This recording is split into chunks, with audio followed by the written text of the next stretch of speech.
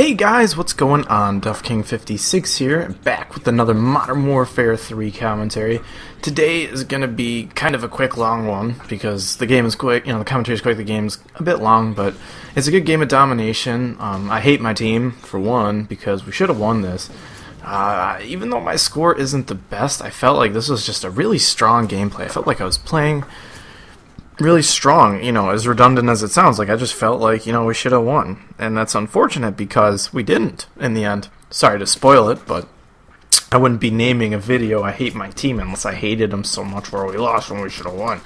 But, besides the point, this is a game on downturn, if I remember correctly. I am using the PP with Akimbo Scorpions or MP9s. I don't remember which. I'm not watching it right now. I love the Akimbo Scorpions now that I have them, which is something I want to touch on really quick, and then I'll kind of try to move on from there.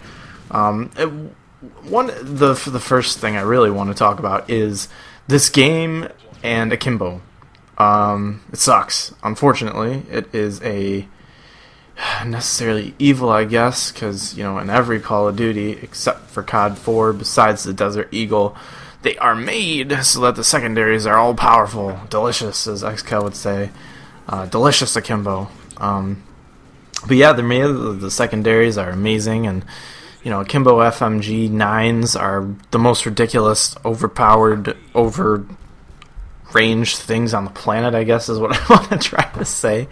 Especially on the PC, because people just point and click. There's no ADS, there's no aim to it. You just move your mouse over, you click the two buttons, and then they're dead. That whole feeling when you're running away or you get into a gunfight and you feel like you die in one shot, that's like every gunfight against someone with an FMG9. Some other people, that's like the most common used Akimbo weapon. So what Akimbo weapon do you think is would you say, you would give your seal of approval, quote unquote, like the Akimbo Scorpions, the MP9s, which I think are pretty cool. Let me know, what do you think? The G18s, I haven't played with those yet, but I'm trying to level things out here, when I can. What Akimbo weapons do you like to use? If it's pistols, go right ahead. I have not tried pistols at all because it's difficult to aim on the PC with single-shot weapons, unless it's like the MK14, especially since the pistols have such a ridiculous range, and by ridiculous I mean close. It takes like 7 shots to kill at the longest, so why would you use it on PC? PC's all about speed and getting them down before they can even see you. So, like I said, what do you think your Akimbo weapon is? I love the Akimbo Scorpions. I wish they were a primary. But I will try to get some free-for-alls with the Akimbo Scorpions because I just think they're so unique. Get some scavenger going. They look sick. They sound sexy, and I don't know, I just love them. I guess in the end I'm just a Drifter fanboy, but honestly, guys, this game is rife with Akimbo assholes. And if you use the word rife in everyday conversation, someone's going to look at you and go, damn, is he smart. But seriously, just try. Use the word rife. Rife means like full of, inundated with, just like completely overrun with. Just use that word.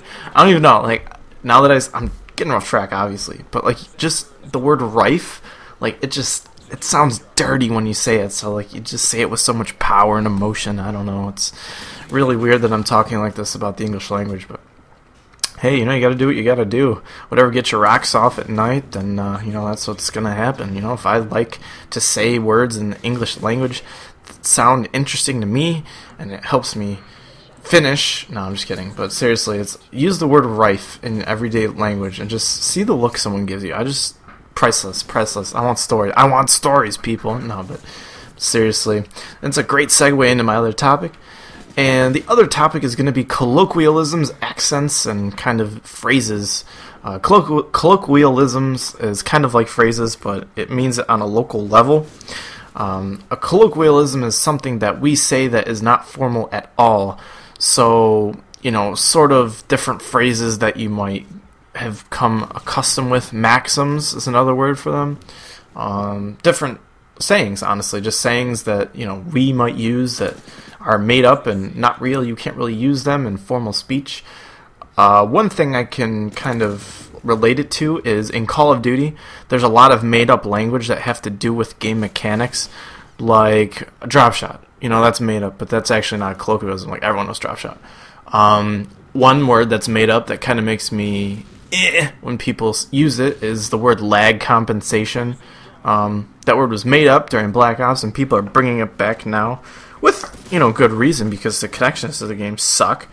But lag compensation is a colloquialism. Drop shot's a colloquialism. Twitch shot, flick shot, the grizz shot, the G shot they're all colloquialisms. They're maxims that people know for like a locality, and that's kind of what I want to relate it to. Is people in their accents. How do you know that someone from Boston that talks with a heavy accent is from Boston? They say "ca" and like "havid," stuff like that. Those are colloquialisms. Something that's a common saying for a locality. People that are close in relation to each other. I want to know what yours are.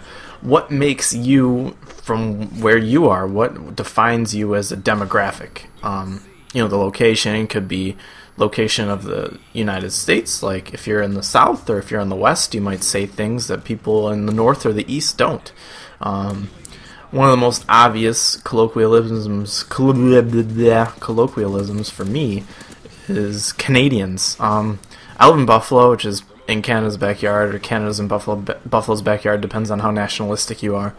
But I can pick out Canadian like that, because I'm just so honed in on the accent. I hear it all the time. It's just completely distinguishable, But, it's really easy for me to pick out that colloquialism. And then one thing that the Buffalo colloquialism that I would say that we have is our A's. We have like hard A's and soft A's. We say them differently than other people.